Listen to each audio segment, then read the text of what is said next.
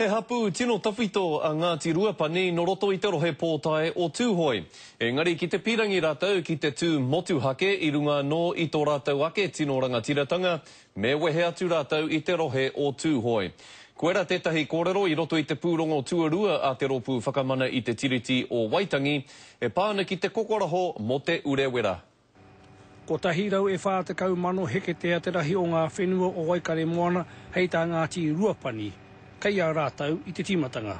Ko te raru I naene e whārau heketea noi hokai te toe. I noho tahi ai ngā hapu I te waikaukau ko Ruapani nei tētahi. Watakoto I a Tūhoe, kai te pai. He hapu a Ruapani no Tūhoe.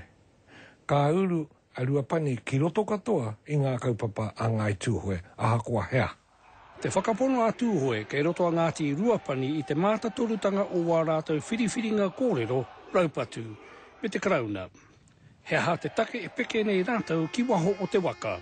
Kia mātou o Waikare Moana ko te tahe pāne ki kia Ruapani, ana kia Tūhoe, ana ko kahununu anu hoki rā te tahi, taino kia rongo mai wahine, koe rā mātou o te kāinga nei Waikare Moana.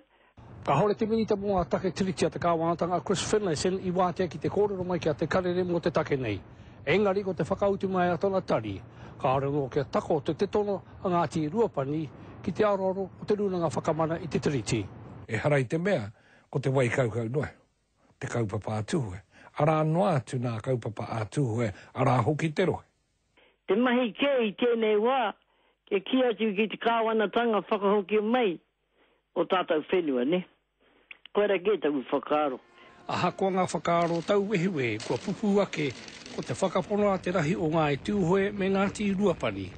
He mea uaua ki te wehe I te whakapapa. Joe Glenn, te karere.